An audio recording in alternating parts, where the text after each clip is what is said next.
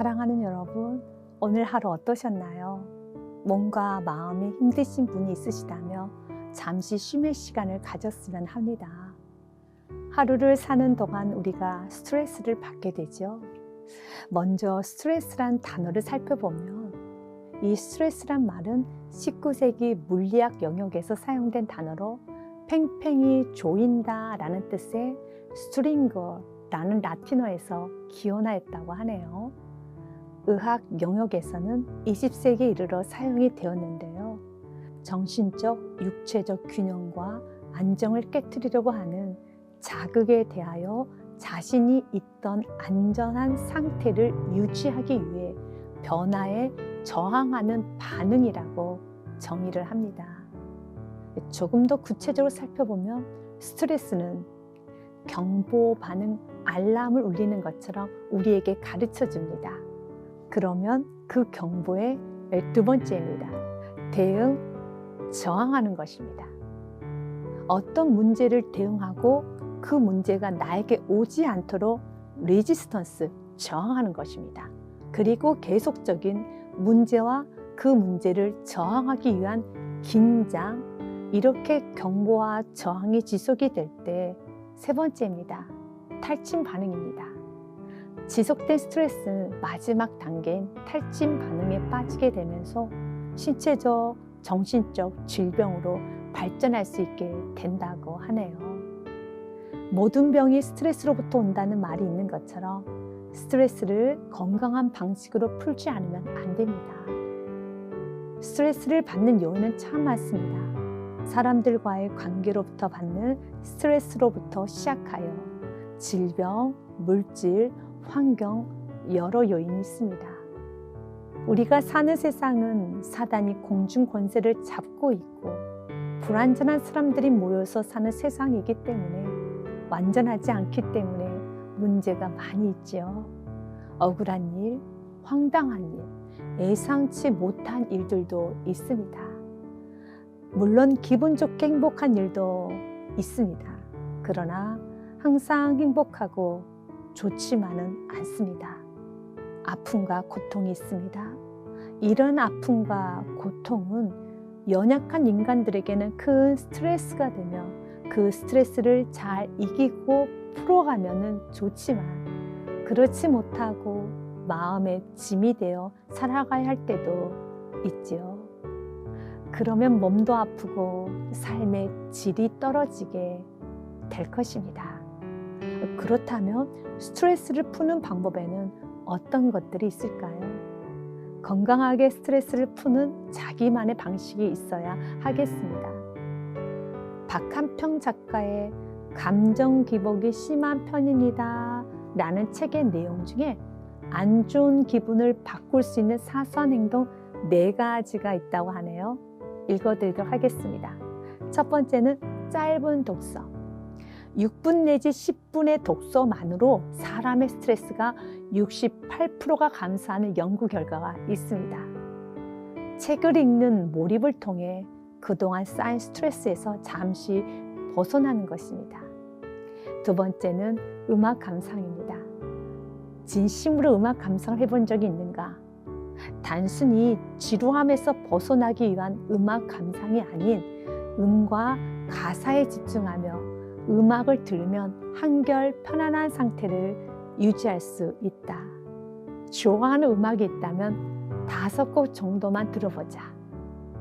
세 번째는 가벼운 산책입니다. 산책하기 가장 좋은 날씨다. 가벼운 산책은 우울함에서 벗어날 수 있는 특효약으로 많은 학자들이 15분 내지 30분 정도 가볍게 걷는 것을 추천하고 있다. 특히 낯선 곳을 걸으면 일상에서 벗어나는 기분을 느낄 수 있어 기분 전환에 도움이 된다. 네 번째는 좋아하는 음식 먹기.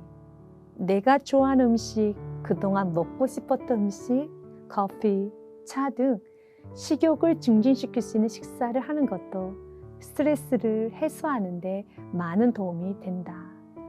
약간의 소비를 통해 기분 전환할 수 있는 방법이다. 여러분 어떠신가요? 도움이 되겠죠? 잠시 여유를 가지라는 것입니다. 우리가 살다 보면 이런저런 스트레스로 인하여 몸과 마음이 긴장이 되고, 긴장이 되면 잘할 수 있는 일도 잘 못하게 되고 잦은 실수를 하게 됩니다.